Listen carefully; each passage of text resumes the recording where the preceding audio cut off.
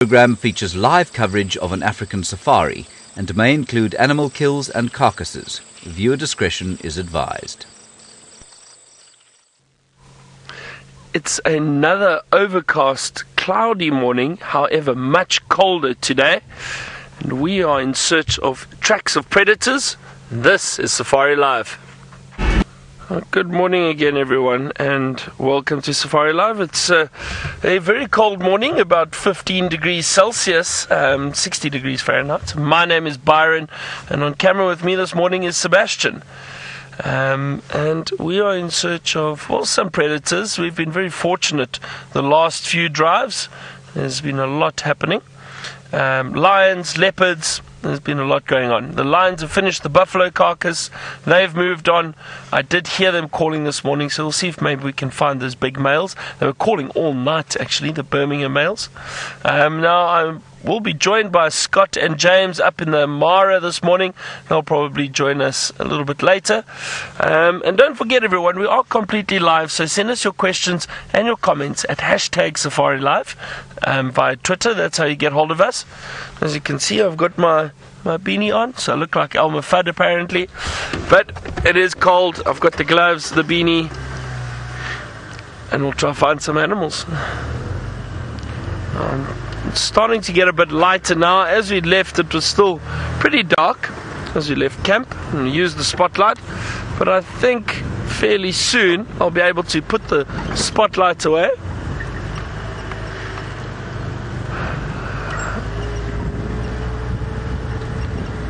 Alright, well, we are searching for predators around here, but it sounds like James has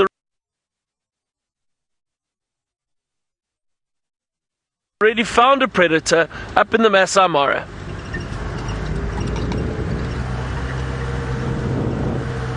Are you nervous?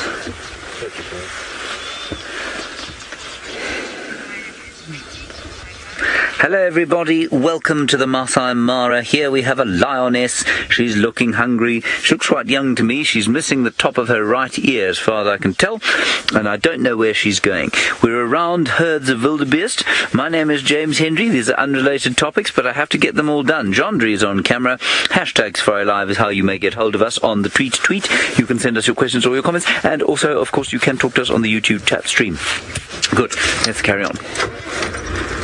I think she's going to go into this rather very pleasantly forested ravine.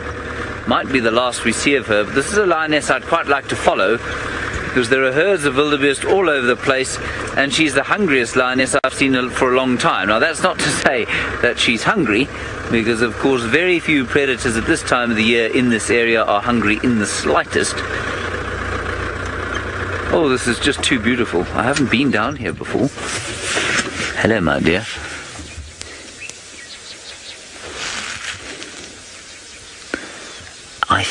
I don't know which pride she's from, to be honest. I was going to try and give you some kind of guess.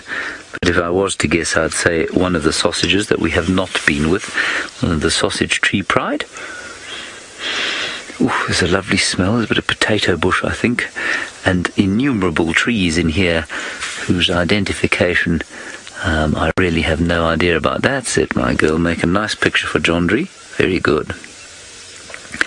See that slight stalk she put in there? She kind of lifted or slunk her head down.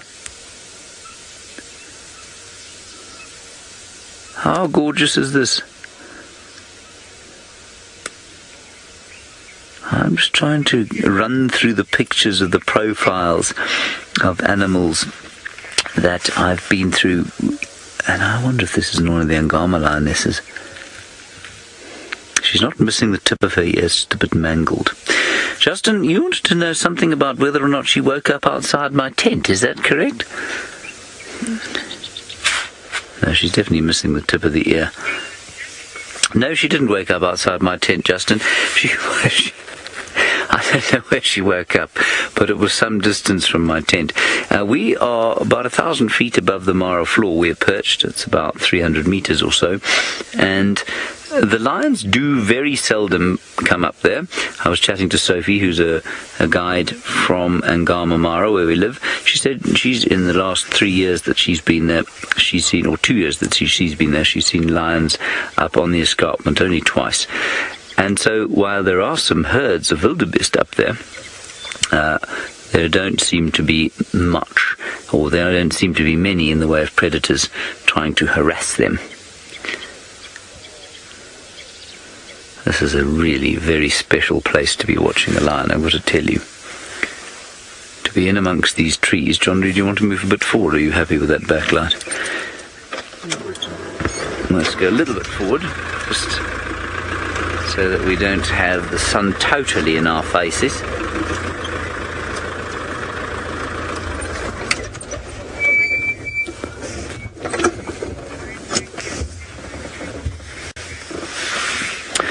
Now, James, you're wondering if any of the lion prides here specialise in hunting in these forests. And I would say you'll probably find that they do during the season when the wildebeest and zebra are not around. We've seen the Agama pride move into these areas from time to time to try and hunt zebra when the zebra go up onto the escarpment. But I don't think that, they're just not a forest species. This is the kind of terrain, I suppose, that you'd find a tiger doing its hunting amongst, and a leopard.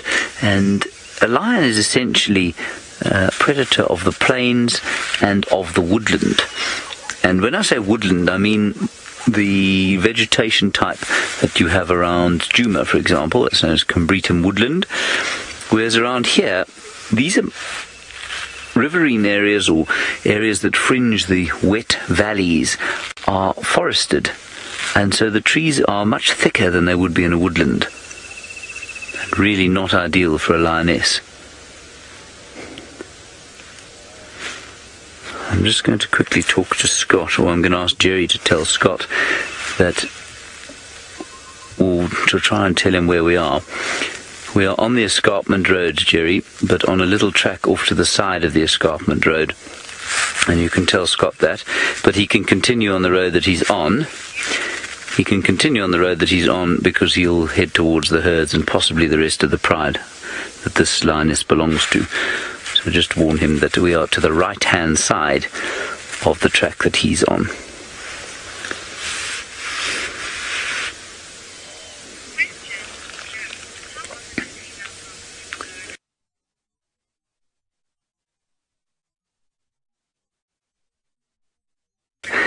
Well, I mean, how often do they, as a proportion?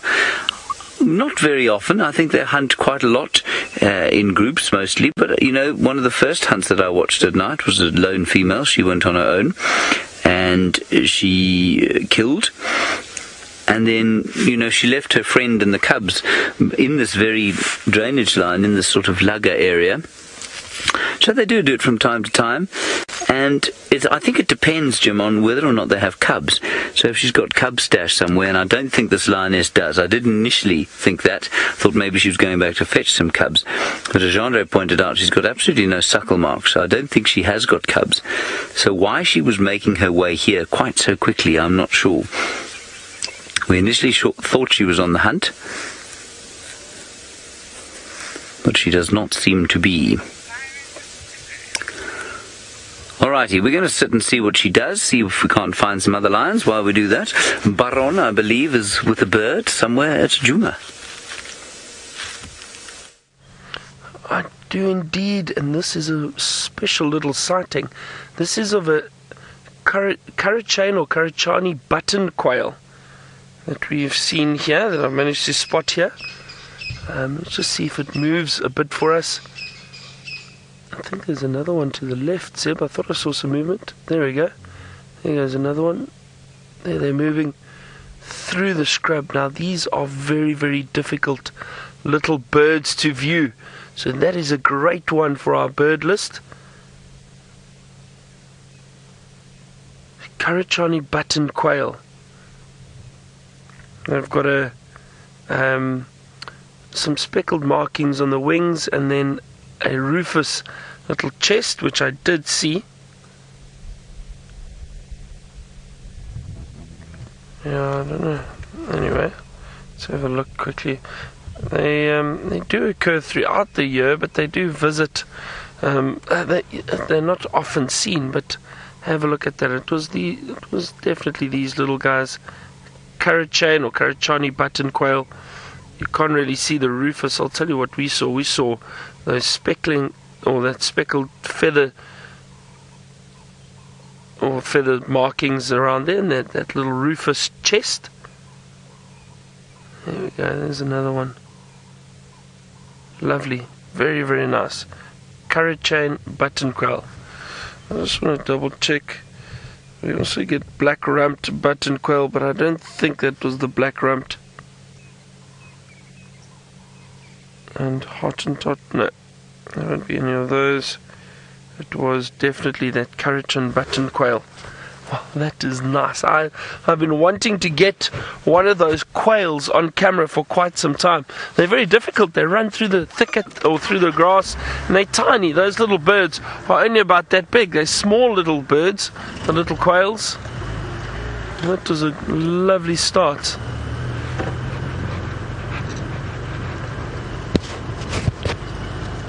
That was great. All right. Now, to continue our search for some predators. Now, we were lucky yesterday evening. As I said, we saw the male lions. We spent some time with them. We then heard we heard monkeys alarm calling. We raced off and we tried to use the spotlight to see what they were alarm calling at. It started to get dark, and then we managed to spot a female leopard, which was a huge bonus for the afternoon or early evening. She wasn't too far from those lions. You could see she was actually a bit nervous. She kept looking around, smelling, and she didn't come out into the open. She turned and headed back in through a thicket, and we lost her. But you never know, she may still be around in this area. It was, or the female that we saw was Tandi. It's a female leopard that we see fairly regularly around Djuma.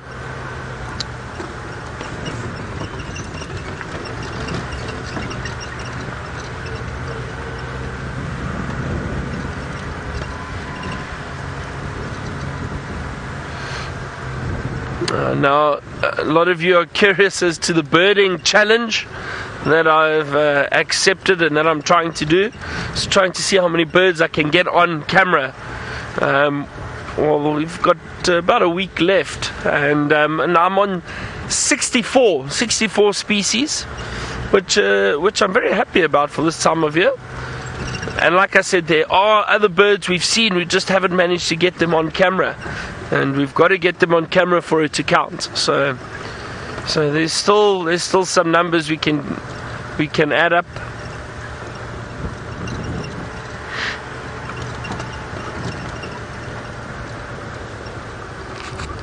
Starlight, you say that button quail was number 127 for you.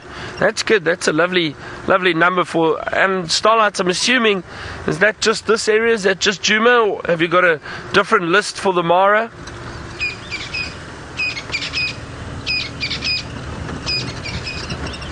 I'm sure most of you have got separate lists, because the birds they get up in the Mara are completely different. Well, not completely, but there are a number of different species up in the Mara in East Africa compared to the Southern African bird list. It's interesting how they've split it up, but Southern Africa, the country is just down in the southern part of South Africa. What is that? Sounds like I think it might be a white-browed scrub robin that I can hear. Where is it? I can't see it.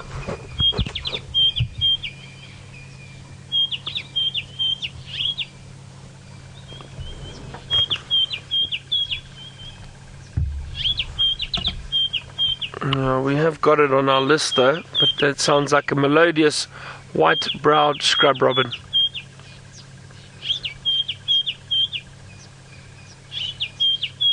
Oh well.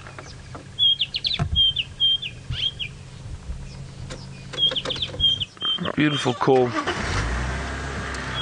I'm going to head towards Vuyatela Dam or Djuma Dam.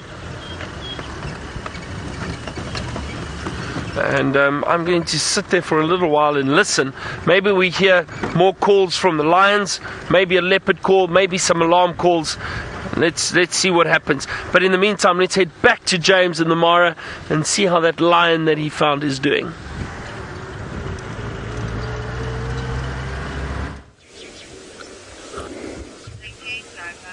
Hello everybody again. We're still sitting with our lioness.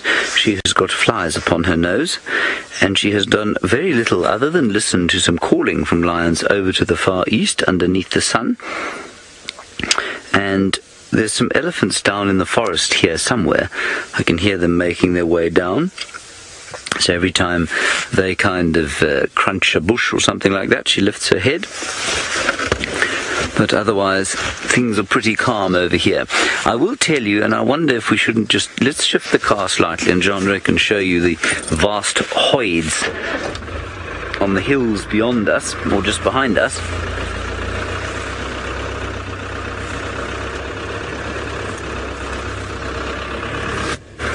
How's that? Is that all right?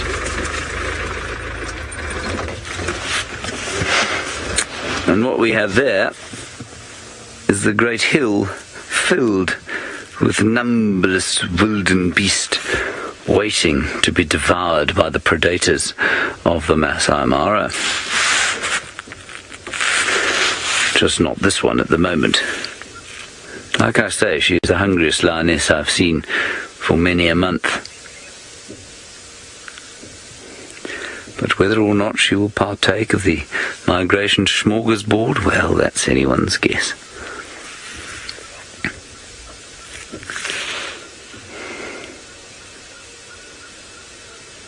Isn't that beautiful? Quite nice and cloudy as well over the top of the escarpment. We have had a beautiful sunrise just before you joined us. And the long rains in this area are supposed to end apparently around the end of June, I think it is. Yes, end of June, middle of July actually. Well, we're now, of course, nearly in September, and we are still being flooded on an almost nightly basis. So there does still seem to be quite a lot of rain around the place, and we spent about 2 hours in the rain last night. Very gentle rain, but it still keeps coming. So I think that's going to keep these herds in this area for quite a long time. The next thing I think we should do is pop down into this little spot.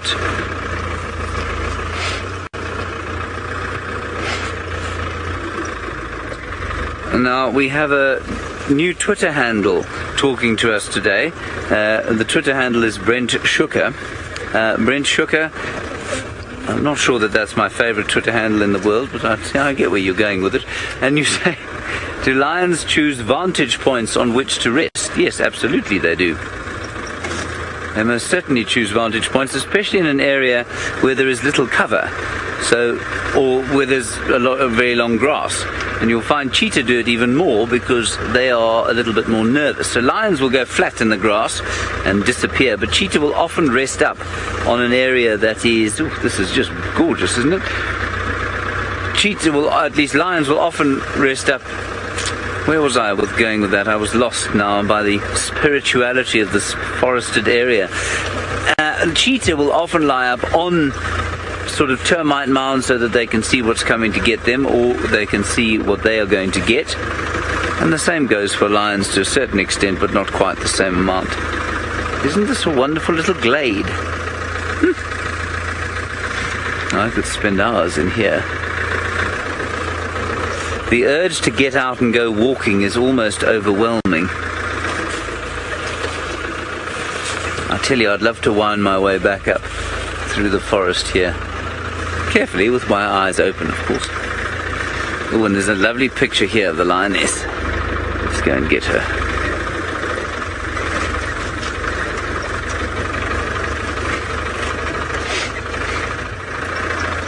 There we go. How's that, Trondry? At least we can see her.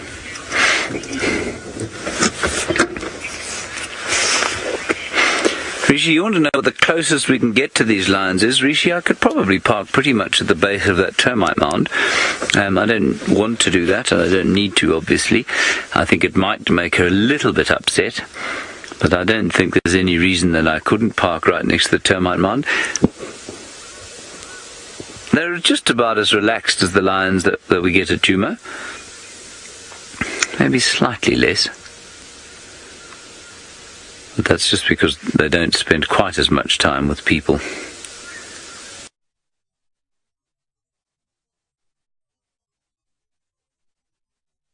And her face. No, let's go back up out there. Let's see if she doesn't get up and go and do a little bit of breakfast searching. I really thought we'd find a whole pride of them in amongst this lot.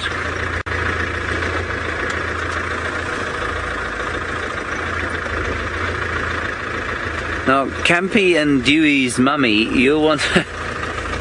Twitter's on fire with the handles today. You want to know what determines a lion's ability to climb trees? Not a great deal. All lions can climb trees. Ooh, she's just a little bit nervous. I'm just going to drive past. Not sure why she's feeling a bit nervous by us. She just watched us drive past 3 times. It's very strange. Campy and Dewey's mummy, all lions can climb trees. They get up very well, but they don't get down very well. I don't know why she got scared there. You know what I think it was? I think it was the smoke coming out of the exhaust pipe of this rattle trap. I do. I think that's why she got a little bit scared. I mean, we were parked right next to her before. Alright, we'll see if we can't find her again and be very sensitive about it. While we do that, Byron apparently is heading towards the water, some of the last water of the winter. I'm indeed, James. So I'm going to try and head towards Buffelshoek Dam. The sound or the call that we heard this morning, the lines that I heard, it sounded like in this direction, but I think they're possibly north of our boundary on Buffelshoek. I haven't seen any tracks of them yet, but I think they did cross. But you never know. I'm going to head, as I said, head towards the dam, and maybe we have some luck around there.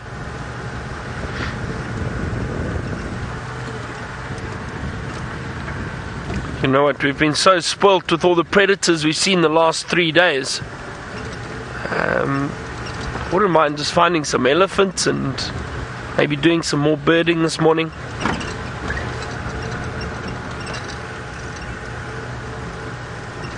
And I know a lot of you enjoyed that hyena and vulture activity that we saw yesterday morning.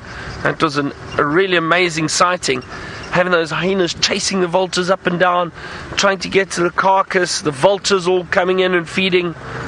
It really was incredible to watch.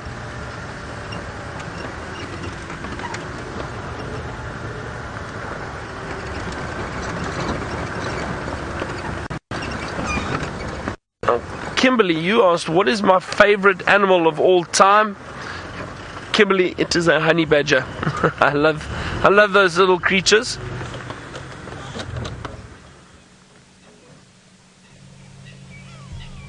Sorry, I'm just listening. I thought I heard something.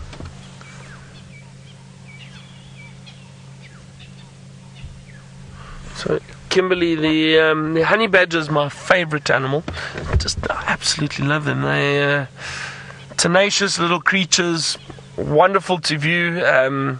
But they're very rare. You know, well, they're not that rare. It's just they're very secretive and they're nocturnal, so you don't see them very often. Unfortunately, they are my favorite. And then elephant. Elephant is a close second. These massive, intelligent animals that move around. Love seeing the elephant and spending time with them.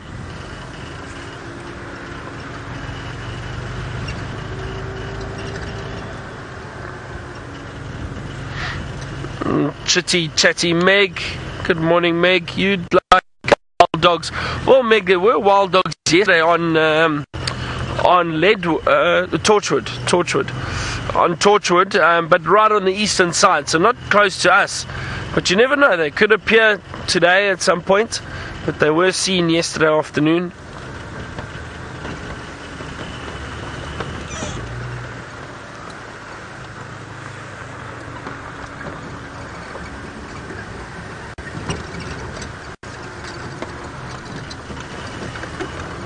It's a lovely area. I like drainage lines.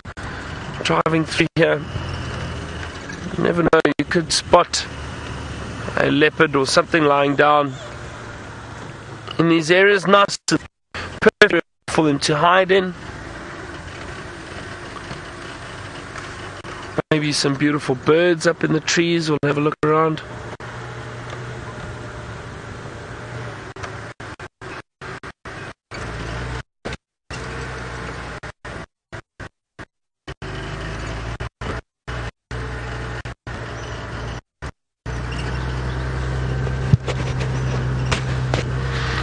Anna Marie, you say your challenge for me is to find a honey badger before I leave, and that would be great. Sorry, I just want to have a look here. Sorry, Seb, let me just check if there are birds that we haven't seen yet. Some starlings, green pigeons, we've got all of them. I think it was the green pigeon that I saw moving. And there were some sitting next to us, but they took off. It's actually difficult to see. Alright, well, it doesn't matter. Let's carry on. Well, it's been quite interesting at camp at the moment, because there's so few of us. There's 5 of us, I said.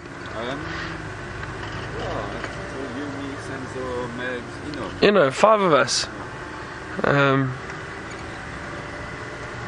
Yeah, and Senzo is going on leave soon, so it's just going to be 4 of us. Very quiet. And then Sebastian stays up at Inga's, the other house that we use, where Tristan will stay. So things at camp, it's Megan and wake up. Good night.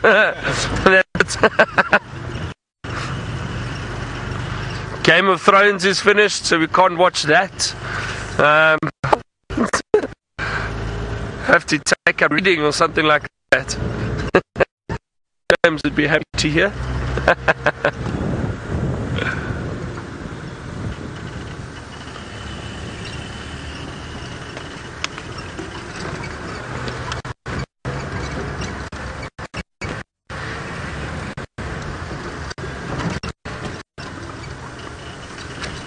Meg, I might drop a little bit, but little section quickly.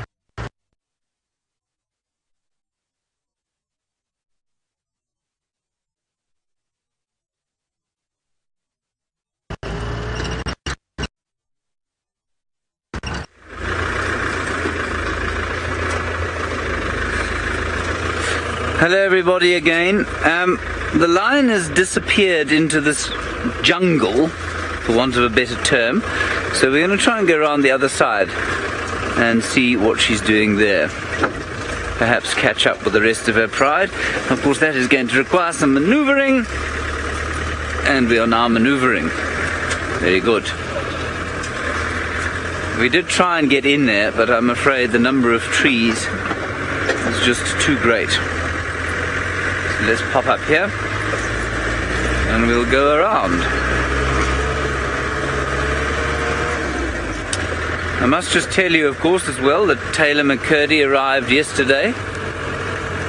She's, well, shall we say, slightly more than excited at the prospect of going on drive here. We'll probably loose her on the Mara tomorrow morning, maybe even this afternoon. She's out with Scott at the moment, and as soon as they've found something and some signal, well, then they too will join us.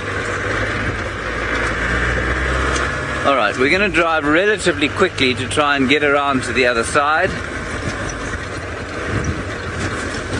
I really am confused as to why she hasn't set up on this lot here. I can see a whole lot more vehicles in front of us. Let's just make sure that we're not missing out there. There's almost so much to look for and so much going on that it's difficult. You always slightly feel like you're missing out. Alrighty, let's head across to Scott and Taylor now and find out how she's enjoying her morning.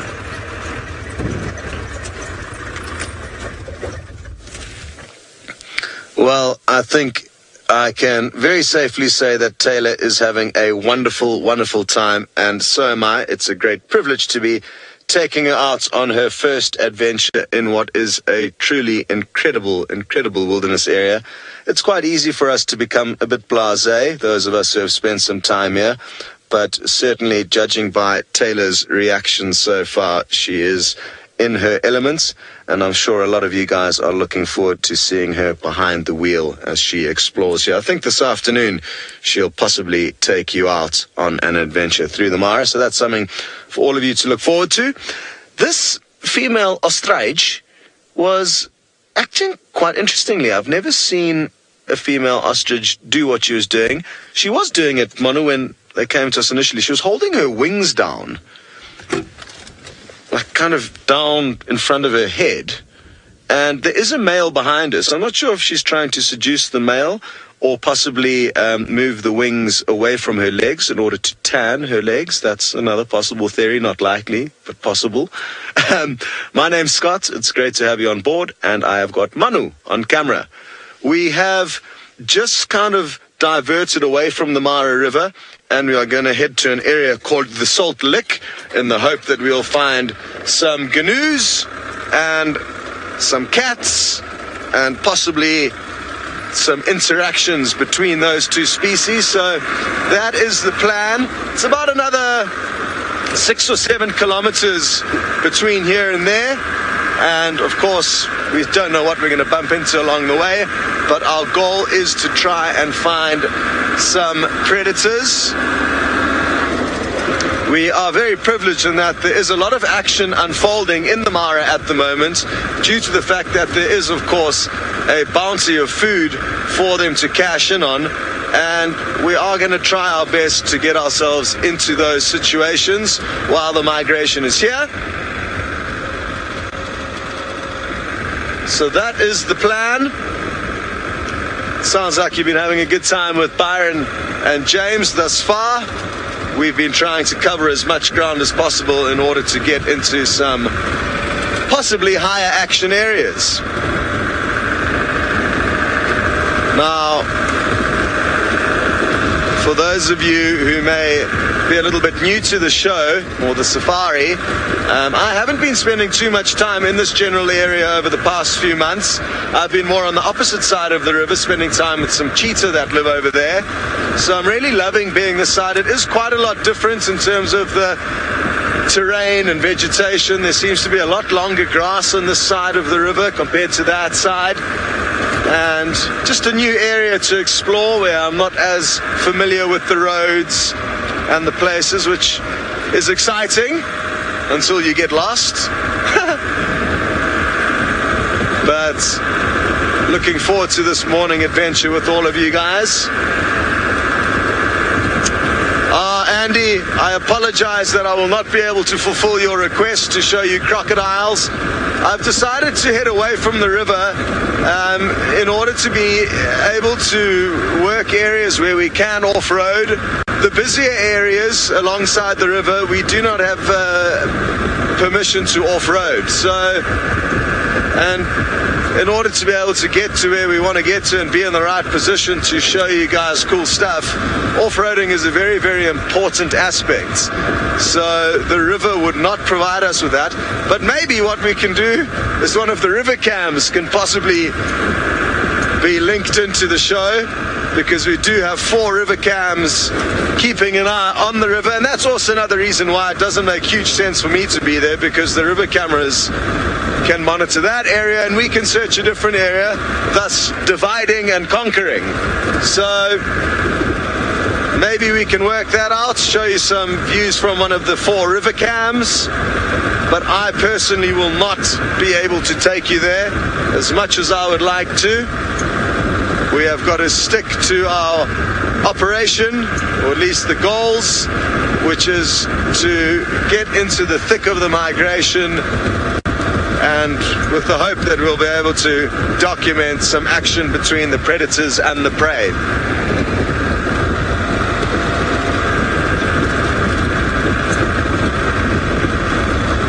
Alrighty, well, I'm going to continue driving quite quickly. I may even drive a little bit faster while you're gone, and we will send you back to Byron, who I'm fairly certain is not traveling as quickly as I am.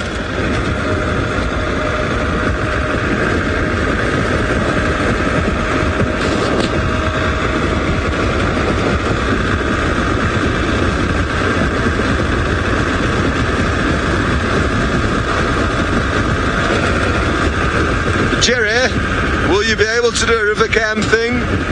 That was me asking you.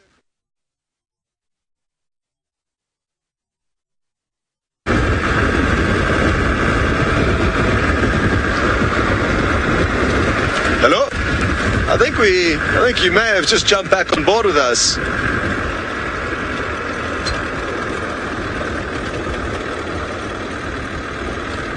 Are you talking to me, Jerry? Oh, good. Oh, good. Welcome back. Byron's bunking work is obviously driven into the Mulwati, where he can hide from signal and therefore get away with a few minutes of not having to work. Only kidding. I highly doubt he would have done that, but he is obviously in a low network area, so that is why you're back with me.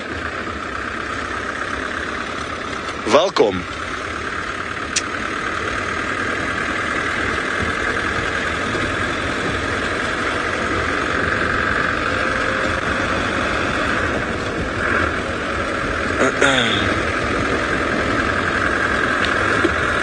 I find it fascinating how some of these areas that we are driving through can be filled with game at some point, and void of it at others. Oh, interesting. We have some creatures, Manu.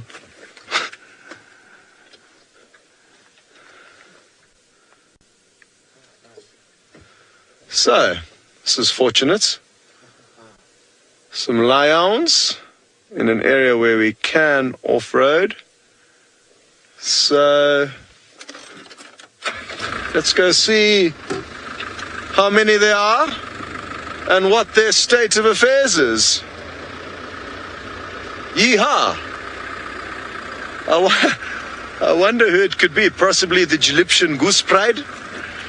As we are close to an area called the Egyptian goose pond. But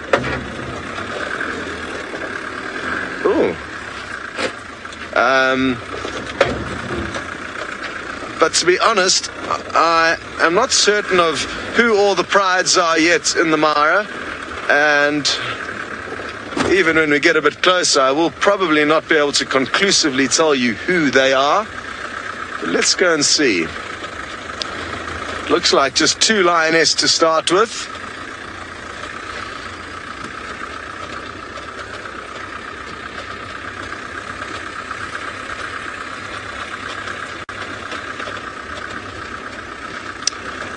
Lisa, you're giving me too much credit. You're wondering how on earth I actually saw them. Okay, now with my naked eye, I can see a little bit more. Okay, stop there. A bit more out. With my naked eye, a bit more out.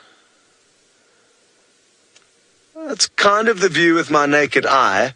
And swivel the camera from side to side quite quickly. With the lions in view, not that quick, but you can just see there's something that sticks out there. There's that white little spot that doesn't fit in. I don't know if you guys agree. I'm trying to simulate kind of how I would have seen it and picked up. But I mean, even from there, you can see there's just something that's amiss. It could have been a rock. It could have just been something pale, but it was that distinctive change in the general scenery that alerted me to the fact that there could have been something. I certainly didn't know it was lions initially, otherwise I would have gone, lions! But I had to stop and check with my binoculars to make sure. I've made the mistake of, and I've told the story a few times, but I think it's quite funny, that I was with some guests who were desperate to see lion, and we were in the Sabi Sands, so it's a place where, you know, if you spend 3 nights, it's likely you will see the big 5. However, these guests were on their final morning, and there was absolutely no sign of any lions. We had been trying desperately to get the guests' views of them, but we had not found any. So the clock was ticking and the pressure was on. We're going to have to go around a little bit. It's quite rocky here.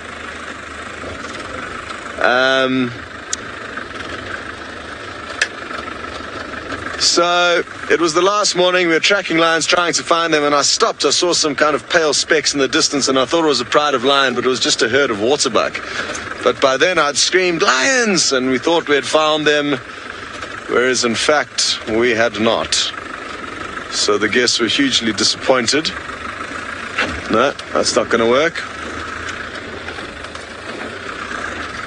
I hope there's a little way in here. I'm worried that this little crest that they're on is shrouded with rocks, which will make it a little bit tricky for us to get to them. But it's too soon to panic. Look at how cool this is. This is a hippo trail, and you can see a very distinctive path over here. And we are very far from the river, so it goes to show how far these hippo will travel in search of pasture.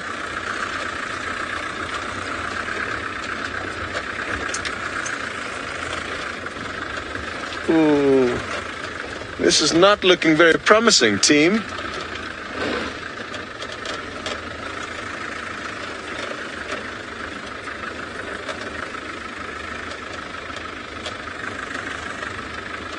Hello, Valpine Wolf Girl. You would like to know if there are any prides of lion that are big enough and or do hunt elephants here. And not that I've heard of, and not in the history of the Mara.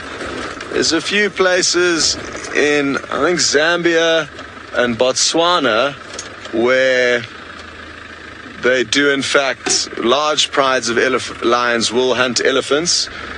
Ooh. Well, there's a stroke of fortune here. It looks like the lions may be deciding to get up. Who knows? Maybe there's some possible prey ahead of them. Let's check what her belly's doing. She looks possibly fairly well fed, but there is that rock in the way of the important part of her belly. Where are you going?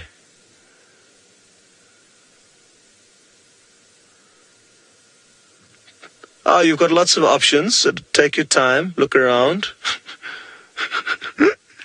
How beautiful is this? Perfect morning sunlight with that dark Olololo escarpment in the background, creating a beautiful contrast.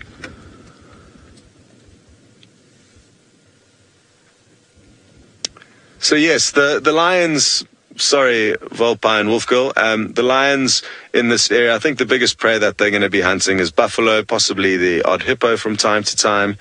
But we haven't noticed any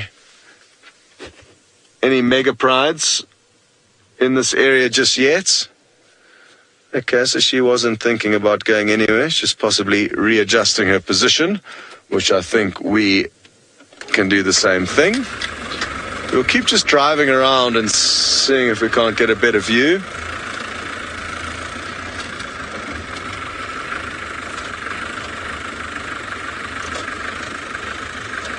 Michael, you'd like to know, on that same topic, what is the average number of lions in a pride here? And I mean, we've seen 5 to 6 lioness, I think, as a kind of an average, not much bigger than that. Of course, it'll fluctuate greatly from time to time. But interestingly, what the lion researchers have told us is that the lions in the Mara act fairly differently to your average lion, where normally lioness will stay within their natal pride, and it will obviously just grow the more females that are born into the pride. Obviously there will be deaths that occur naturally, so then it lowers the numbers. But here there seems to be a lot more fragmentation of prides, and lioness going off and doing their own thing, splitting up from their original natal pride. So it's a lot less of a kind of standard lion dynamic here. But again, we are learning a lot more, or we're learning a lot about the lions in this area. And interestingly, the researchers have not spent too much time here. They mainly spent time around the reserve and other parts, not in the triangle. Okay, we are going to possibly abandon ship because we cannot get close to these lion. And go and look for some others. And while we do that, you're also going to be abandoning our ship and jumping back onto Byron's.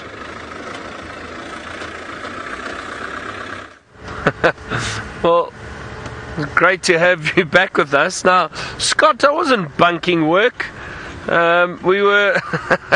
Unfortunately, the signal isn't great at the moment, so we are trying to sort it out. I think we've got some flat batteries, so we need to try fix that.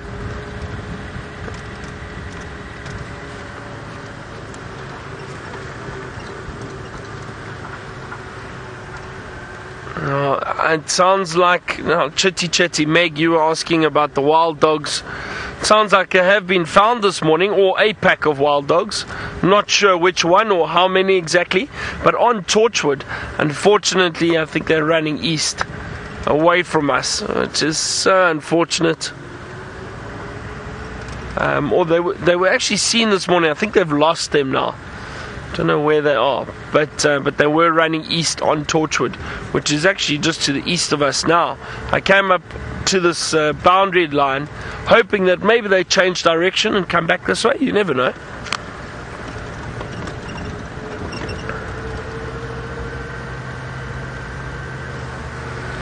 I still haven't seen any sign of the male lions that we heard calling this morning, and they haven't called again. Well, from what I've heard, I've stopped a few times to listen, but I haven't heard anything.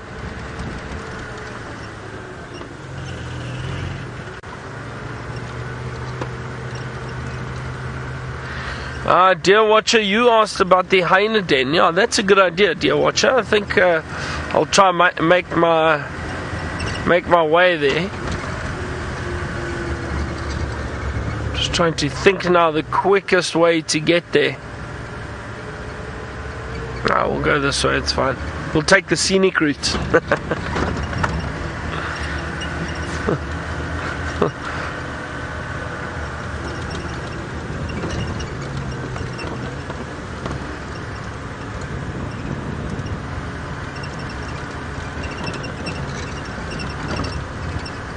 Right.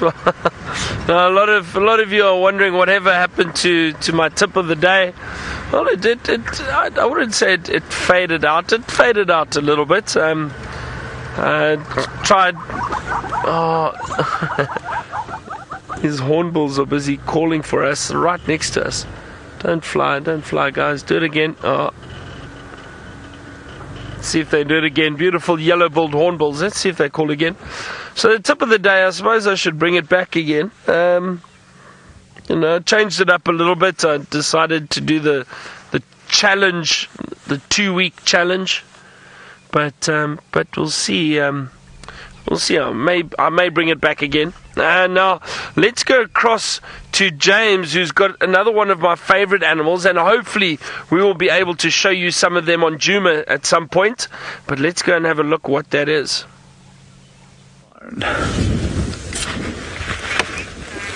There we have, everybody, a beautiful rhinoceros cow heading towards the part of this forest that Jandra and I thought the lioness would come out of. She's obviously not too worried about the lioness. We are now surrounded not only by that lovely black rhino, but by lots and lots of zebra. and we thought the lioness was going to pop out here. We've gone up and down this road 3 or 4 times, but I'm afraid she does not seem to be coming out of the forest. And to be frank, if I was in that forest, I'm not sure I'd choose to come out of it either. She's not showing us her best view, I don't feel, but she's very relaxed. And she walks straight past us, no problems at all. So often with black rhino, they'll lift their heads and have a little stomp towards you and show their general displeasure with life. But she was very calm as she's made her way to the next bush that she's going to browse. You can see the wind starting to come up, and of course that's good hunting conditions for the lions. And I know many of you will be very excited to spend time with the black rhino. I certainly am. They really are very special, especially as you know we don't show them in South Africa. And although they're actually much more common, for example, in the Sabi sand here, I think there's something silly like 20 or 24 or so rhino in the whole 370,000 acre Masai Mara. Oh, that's great. Now we often see them just walking across the plains. There she is browsing, and will leave a very distinctive 45-degree angled cut on all the branches that she takes, and you can easily tell whether a rhino or an elephant has been browsing a tree by the very clean 45-degree angled cut that a rhino's teeth makes versus an elephant, which just kind of, if they put their teeth over a branch, they just kind of chew it off and it looks like it's been kind of ground a bit.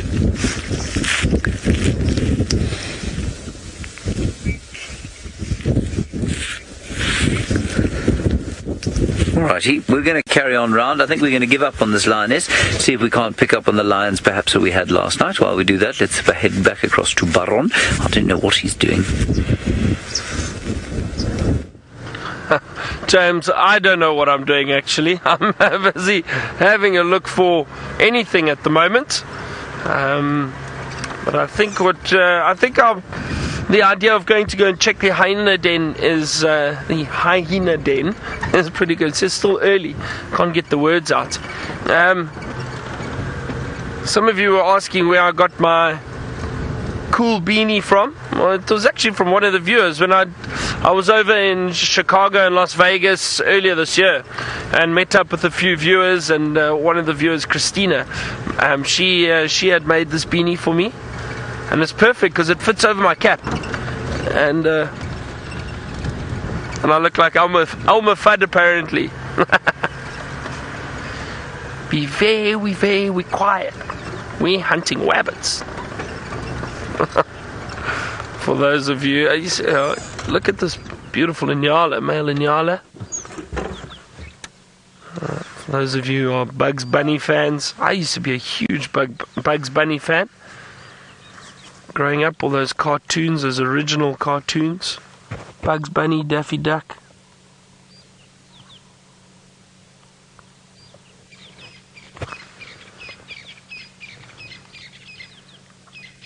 That's a lovely male Inyala just walking through. I'm surprised he's by himself. There may be one or two others that we haven't spotted yet, because they're usually in small groups. The males form bachelor herds, or you get a male following some females.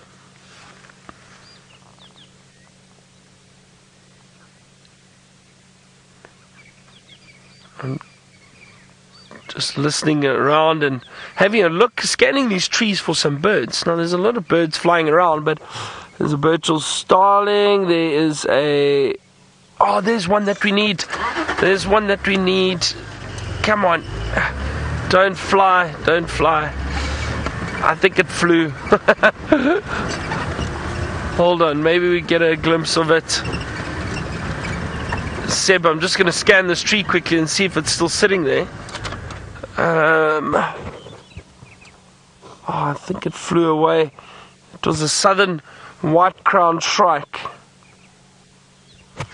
Seb, if you have a look, sorry, to our right, that tree straight in front of us, the tall one. Right in that left-hand branch, it's curved. You can see it sitting there. There we go. That's it. Yeah.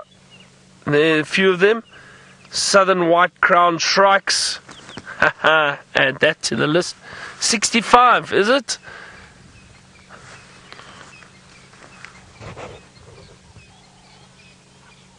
$65. Fantastic. Well, there we go. Another one to add to the list. Come on, we need to get close to 80. I'd be happy with close to 80. For this time of year, also with it being winter, it's a bit difficult birding, but the birds are here. We just need to, and we've seen some really great birds. We've seen some fantastic birds.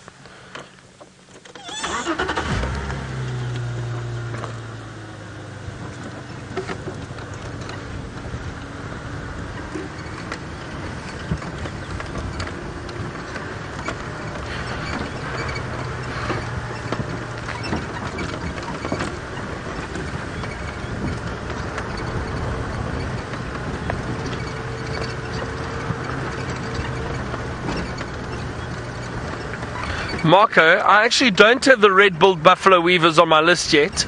I know there's a nest near Vuyatela Dam, you're saying. So I need to go sit there and see if we can get the red-billed buffalo weavers.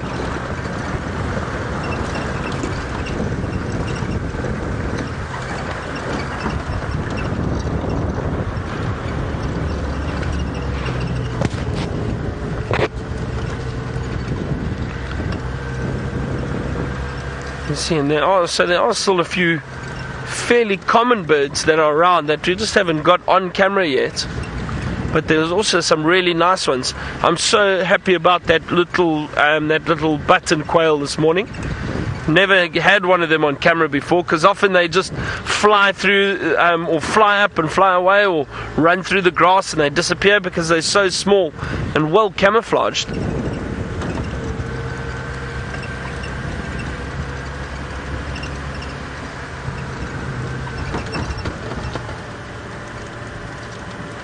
Now, Tally, you asked, is the white-crowned shrike different from the white-crested helmet shrike? Yes, they are different. Let me show you the difference quickly. Okay,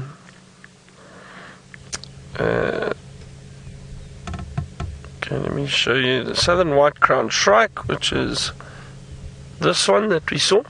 No, that was what we saw now. So that is the southern white-crowned shrike. There's the name.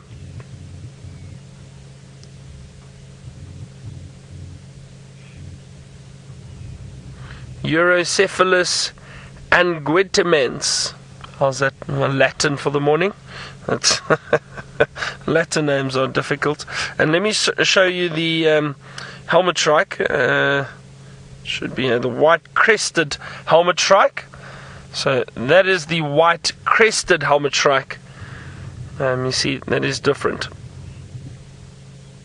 So we have the southern white-crowned shrike, and then the white-crested helmet shrike. Now these are the little ones that we see in groups. They always fly in small little flocks.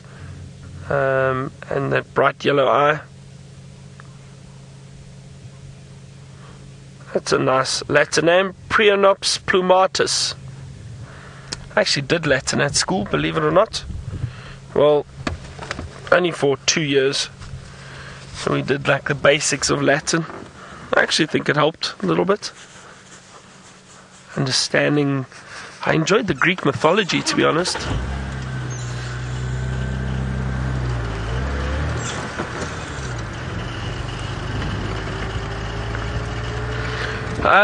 Stanley, you asked which birds in Djuma, or that we see here, are also found in large cities. Well, Stanley, let me think now. The African hoopoe is one. We get that beautiful African hoopoe, that brown hoopoe, and we see them here, and we see them in Johannesburg very often, in the cities, in the gardens, or obviously the Cape turtle doves. What else, Stanley? There are actually a number of birds. The hardy-daws, the Egyptian geese. What else? Now, in some parts of Johannesburg, the bird life is amazing. So in the gardens, and this is, just outside of outside of the city centre, I suppose. What's that up there? Kudu, standing on that termite mound. Am I seeing things? No, there it is. Well camouflaged. Just a female kudu moving away there, browsing some of the leaves on trees. So Stanley, as I was saying, you get some amazing birds in Johannesburg. Now, what I've seen, the European bee eaters, they fly through Johannesburg. I've seen woodland kingfisher. I've seen the cuckoos, the red-chested cuckoo. I've seen those in Johannesburg when they do migrate back. So the bird life, around Johannesburg is amazing. It really is. In the gardens, honey guard, greater honey guard. I've seen that a few times actually, and heard it. Sometimes I'll hear the birds and go look for them. My friends all think I'm a bit crazy. We'll be walking through a shopping centre, like outside where we park the vehicles, and a bird will fly over and call, and I'll go, "Oh, listen, look, that's bird or that bird," and I all think I'm crazy. I heard a zitting cisticola the other day flying over. I was like, oh.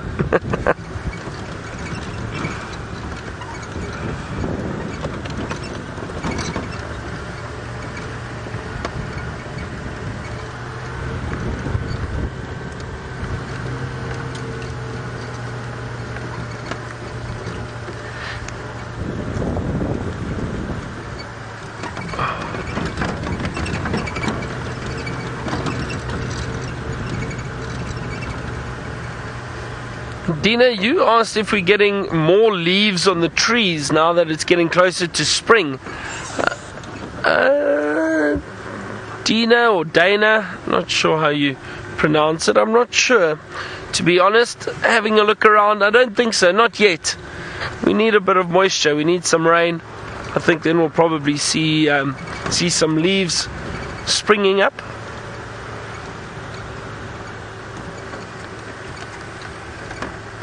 Oh, wow. No, James is on a lion roll this morning. He has now found a male. Let's go have a look.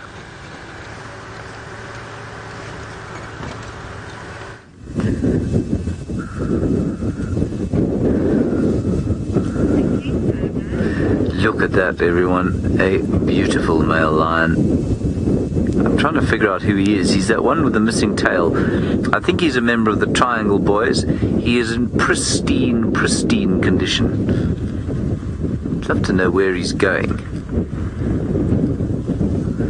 There is a road that goes sort of along to the direction that he's going, but to get there we're going to have to turn around and go around the other way.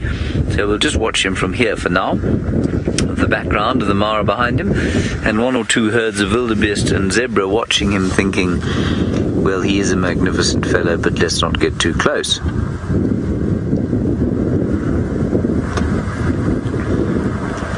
You will not see another lion in condition like that. There isn't a piece of his hips or his bones that are sticking out. He is rippling muscle. His mane is dark and full. And he really is a magnificent beast.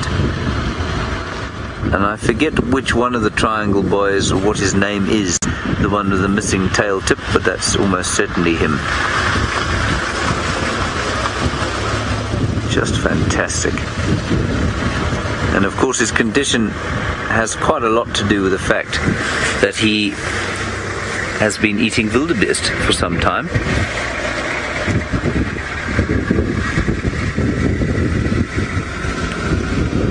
Now there are lots of vehicles going to try and go around the other side to see if they can get to him.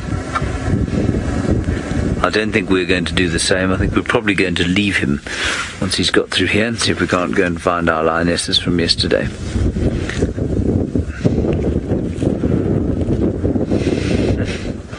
What a shot, wasn't that great? What a beautiful, beautiful lion. And Brent Shooker, you say that he has an exceptionally beautiful mane. Yes, he does indeed have a beautiful mane. Salon quality. Salon quality. There are all the animals running away from him now. Shocked and appalled that a big male lion could possibly be coming over their territory. But there's no hunting behaviour in what he's doing. He's just stalking his domain, feeling very pleased with himself. Alrighty, let's head back across to Baron and find out if he is going to find a Birmingham boy. I'm afraid those Birminghams don't have manes like this fellow.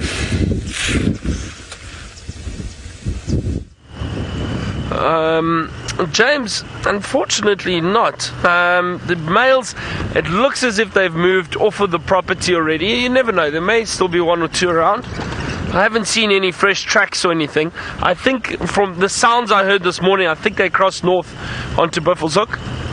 But I'm curious, James, what the manes look like of those male lions that you've got there. Are they much bigger than the Birmingham males, the coalition we got here?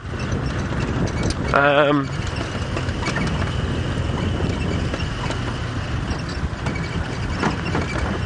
wonder if the lions are also a bit bigger up there, because there's, I think, possibly so much more food. I don't know. Curious. Let's ask James and Scott what they think.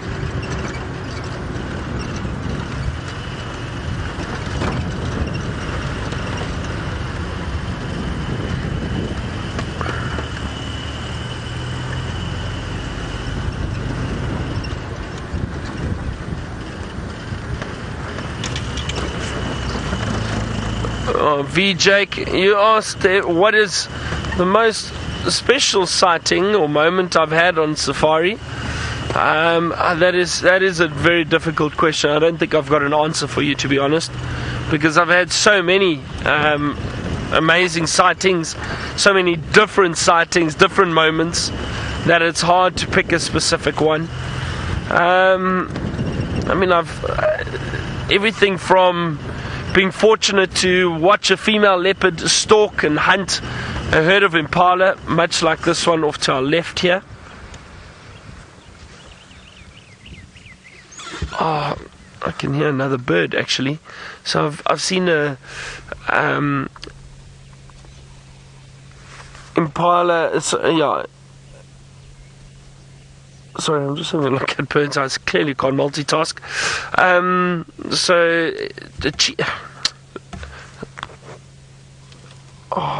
said there's a brown crowned shagra.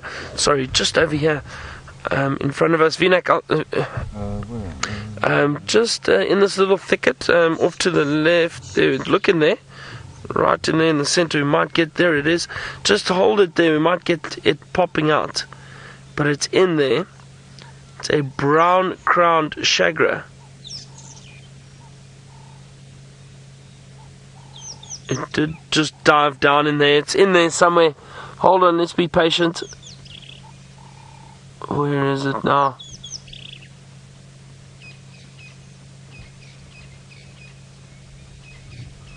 Come on.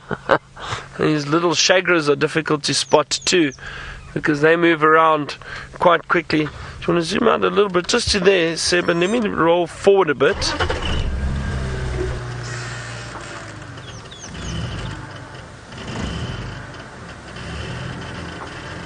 There, oh, there it goes.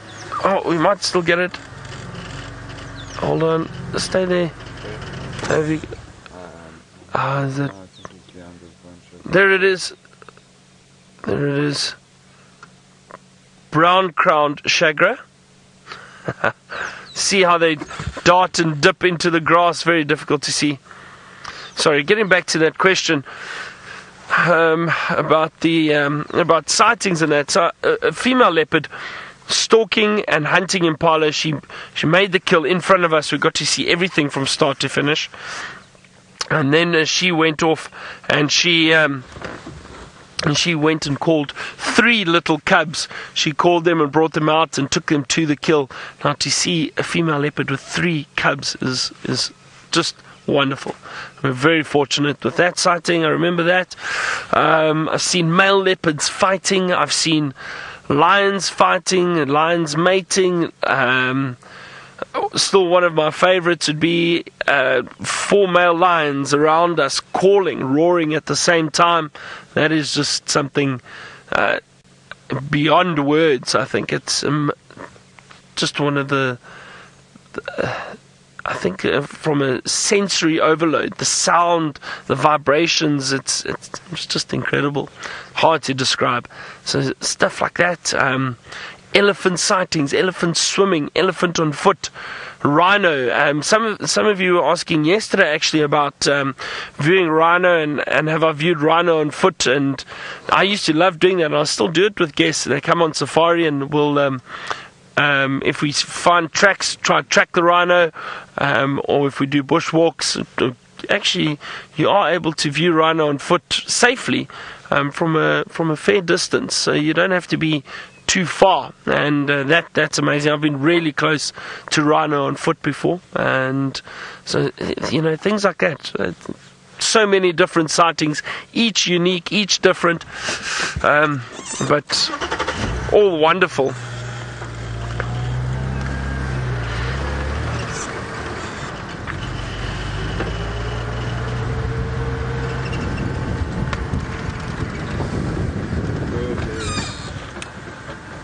Got it.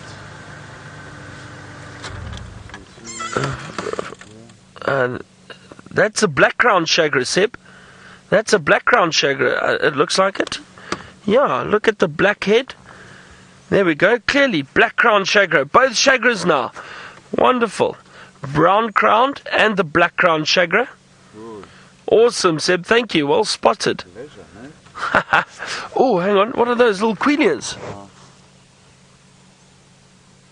Red-billed quillias. Let's see if we can get those. Did you see them flying? That's fine. I think they're near somewhere. There's a shagger again. Just off to the right. I think they all landed in the grass here, just around there. Look, even if we just get them flying.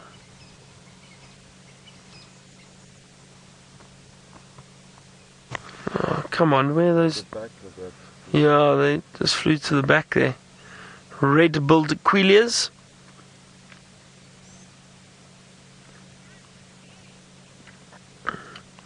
But we did get a view of those quillias briefly flying there, so yeah, that's fine, that counts. So we're on 68. Thanks, Seb. Well done. Yeah.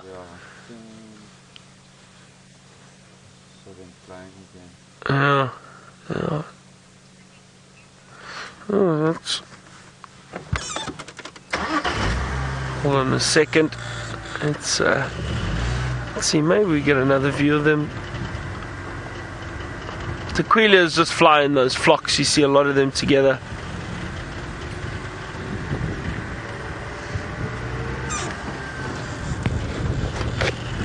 It's still quite chilly.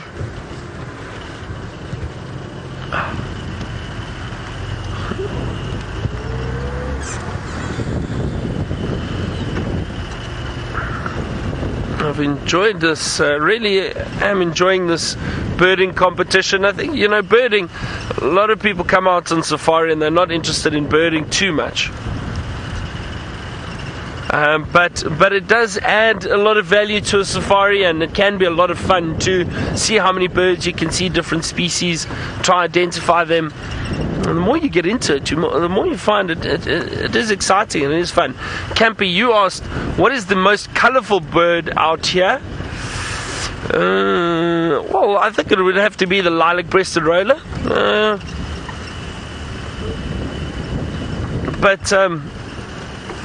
Campy, to be honest, I mean, we've got so many colourful species. I just want to show you quickly.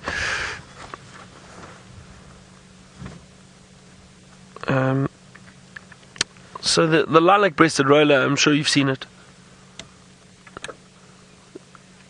Sorry, I'm just listening quickly to the radio. Okay, no, it sounds like those wild dogs ran even further east, so not coming to our side. But, so as I was saying, we've got the lilac-breasted roller is very, very colourful.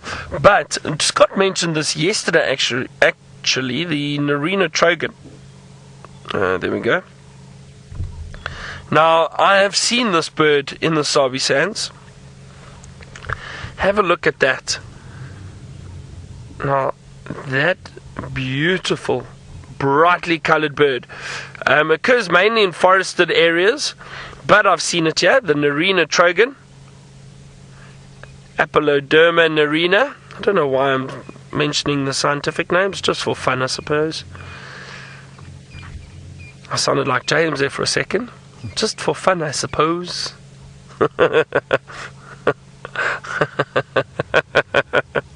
James is going to shout at me probably through the social media network.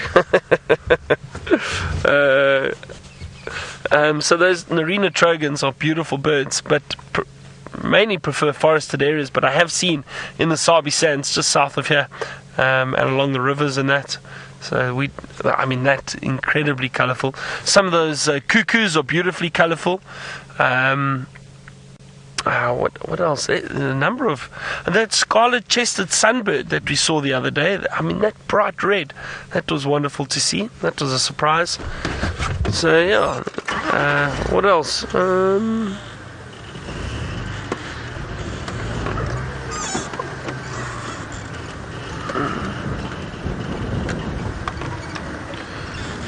Right, we're gonna carry on towards the hyena den.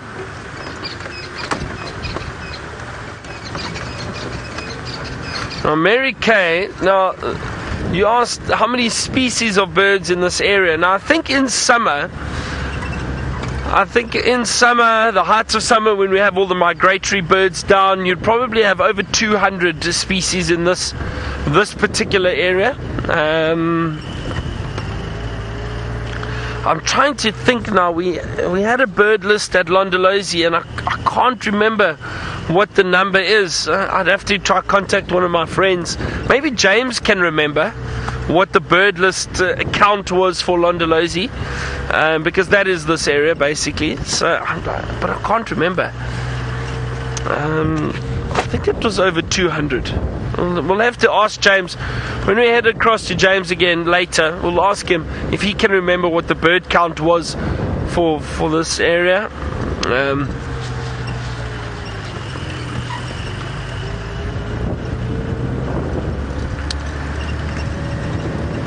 So next month, which is not too long away, I suppose, too far away, I'm guiding guests down at Londolozi again. Always nice to go back there. Just south of here, not too far. As the crow flies, it must be about 5 kilometers.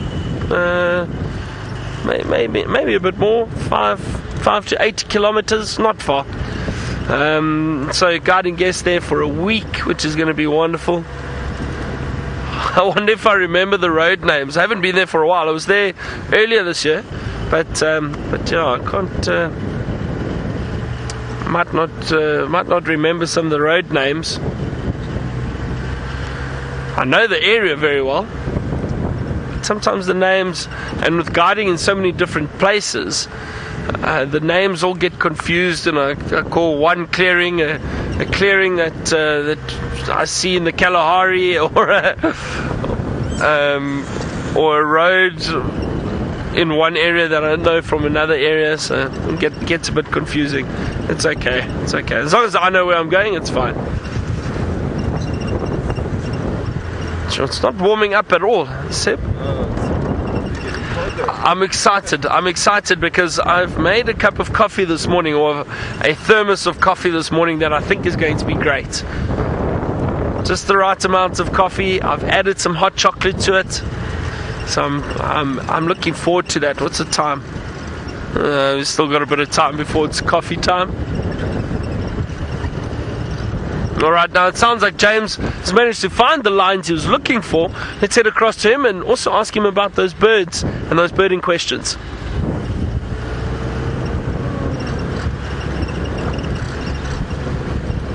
definitely start on the fence.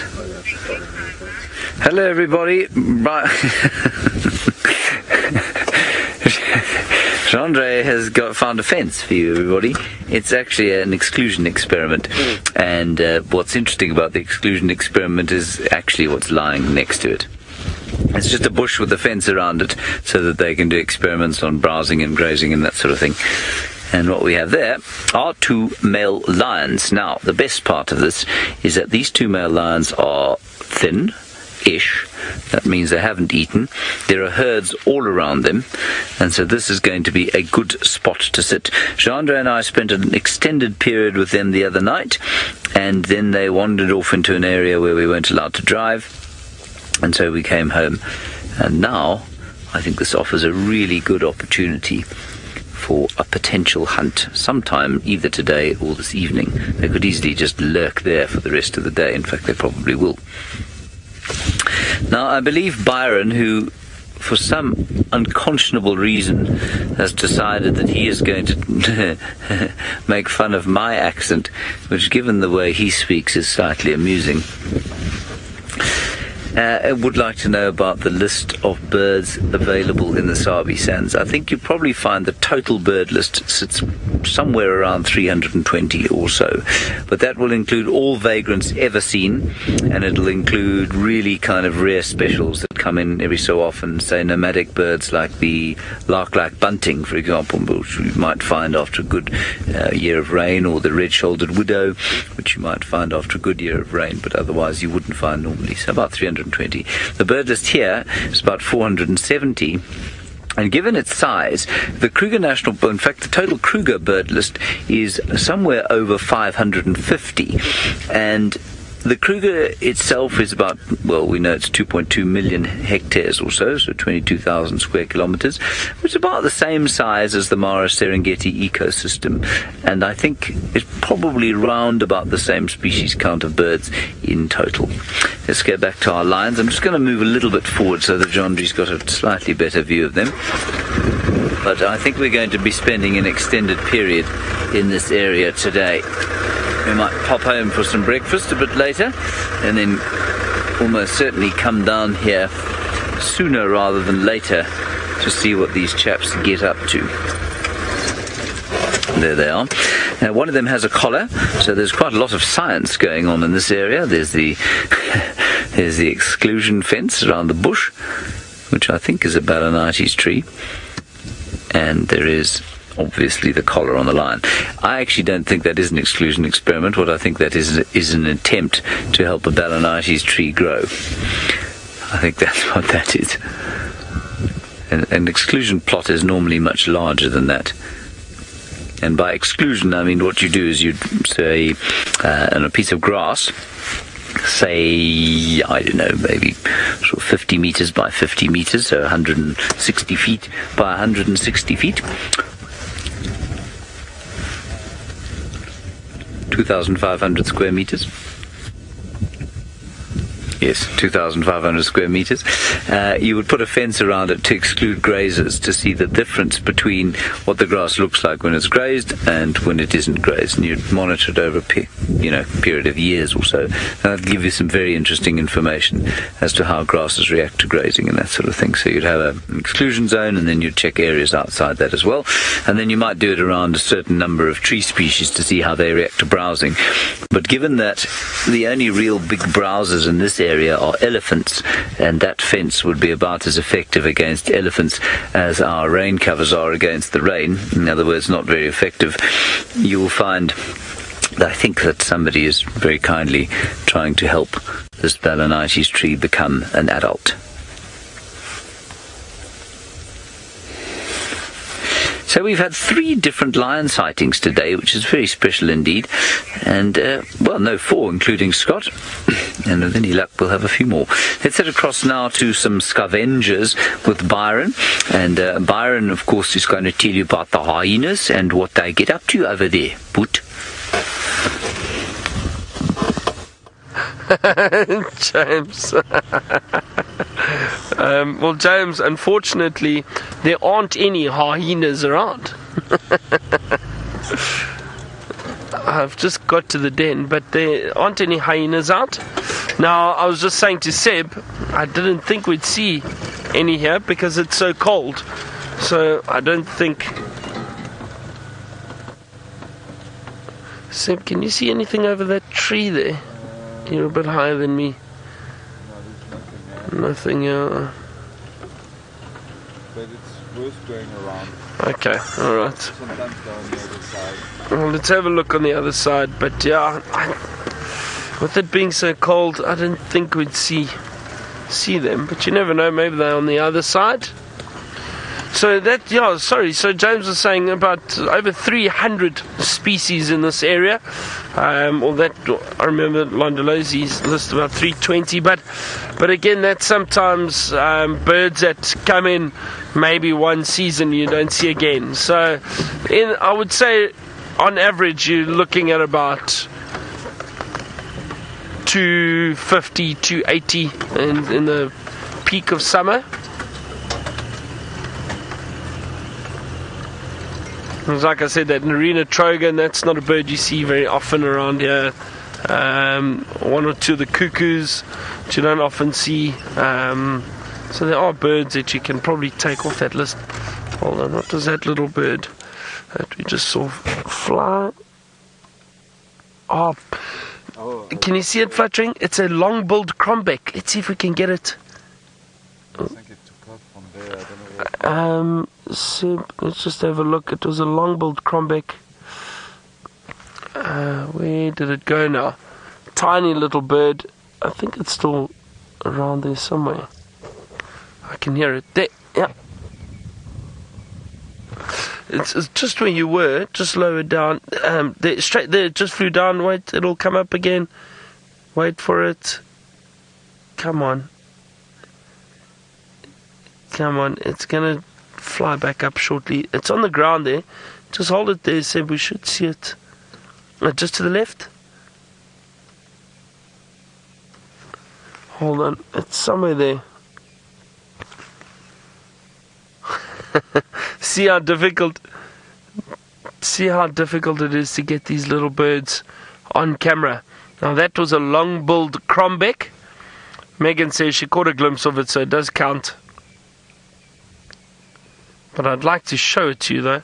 Let's go a little bit closer. Maybe we get a view of it. Maybe it moves.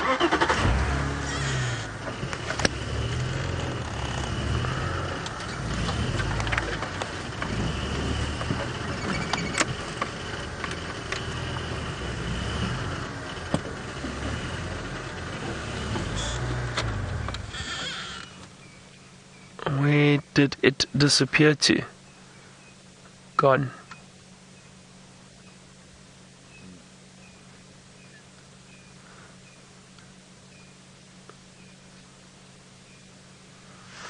Thank you, Meg. Meg says it does count though. We did see it. We caught a glimpse of it. It was a long-billed crombeck. I saw it very clearly with the binoculars as I spotted it, but